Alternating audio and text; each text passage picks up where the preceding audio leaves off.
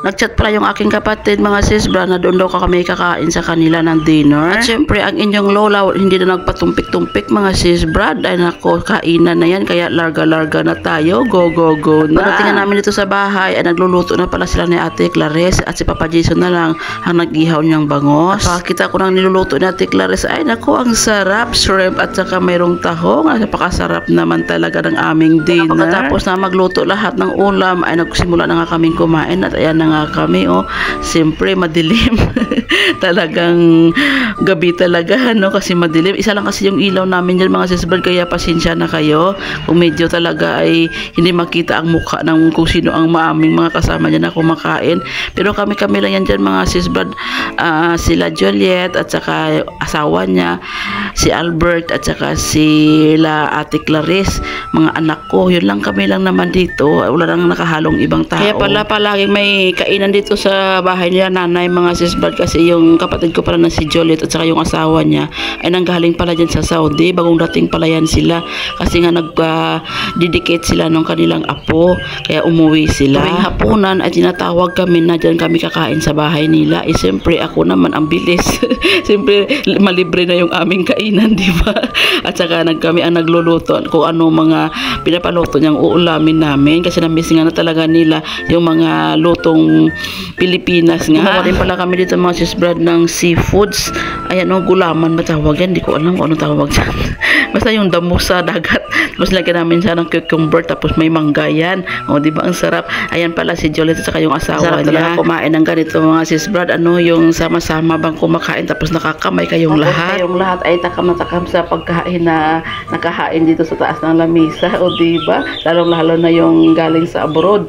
Takam na takam talaga sila dahil siyempre hindi nila makakain ng ganitong ulam doon sa abroad. Pasensya na po kayo mga sis Brad sa aking boses kasi tinatry ko kasi na mag-headset ba ako tapos maggamit ng microphone pero parang mahina kasi yung boses ko kaya pasensya na po kayo. Tinanggal ko na yung microphone na ginagamit ko mga sis Brad dahil sobrang hina talaga ng boses ko. Iba talaga yung boses na walang microphone. Hindi ko na inulit mga sis Brad kasi nakakapagod na talaga mag voice over. Balik na tayo dito mga sis Brad sa aking video. Kinabukasan na pala ito mga sis Brad ay nagpunta kami ng Mlang kasi may kaibigan pala ako nung college na nagchat sa akin ng gabi na yon na umuwi daw sa dito sa Mindanao at nasa Mlang nga daw siya at kasi yung tatay niya ay na-admit doon sa hospital. Kaya sobrang tagal namin na hindi nagkita mga sis Brad at talaga nag-decide na talaga ako na kami talaga ang pupunta dyan dahil siyempre na-miss na rin namin ang isa't isa. At dito lang pala kami mga sis Brad nag-aantay sa kanya sa harapan ng hospital. Dito ka pala kami sa plaza ng Mlang. At malayo pa tanaw ko na siya kaya binibidyohan ko siya habang lumalapit siya sa amin. Hindi naman talaga kami totally nawalan talaga ng communication. May communication pala kami mga sis Brad dahil napanood niya pala itong aking vlog kaya nagkaroon kami ng communication. Napulog pa talaga ako hiyaan mo na yan. At ayan na pala yung aking kaibigan mga sis Brad si Gigi. Kilala rin pala yan siya na Inday kasi nalagi pala kami nag-uusap niyan sa video call. At may kwento ko nga sa inyo mga sis Brad na noong nag-aaral kami ng college ay magkasama pala kami niyan sa boarding house at saka isang tulugan lang talaga kami niyan at saka sa pagluto ay isang lutuan lang din kami. Kaya na-miss talaga namin ng isa't isa nung hindi talaga kami nagkita ng sobrang tagal na. Mga 25 years talaga kami bago kami nagkita ngayon. Mayroon na nga mga pamilya bawat isa sa amin bago kami nagkita-kita ulit. After pala namin magkita nung aking kaibigan mga sis Brad ay tumuloy pala kami dito kung saan nagkikrave talaga si Papa Jason sa Paris. Kaya sabi ni Papa Jason itry daw namin kumain dito sa Paris overload na ito.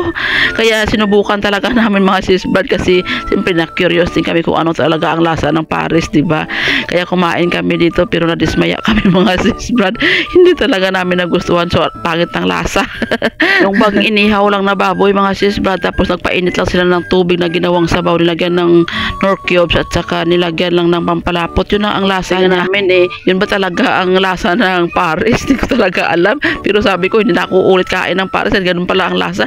Ni chicharong bulaklak wala nga tapos wala talagang lasa kaya sabi namin ang pangit pala ng lasa tapos nag-music pa sila ng Diwata Paris daw kay Diwata daw yun na Paris pero ang lasa pangit. Kaya sabi namin hindi na kami uulit. O siya mga sis Brad kung hindi pa kayo nakapalo ng aming page pakipalo naman at pakishare po ng ating video at huwag pong i-skip yung ating ads. Maraming salamat sa inyong panonood. God bless.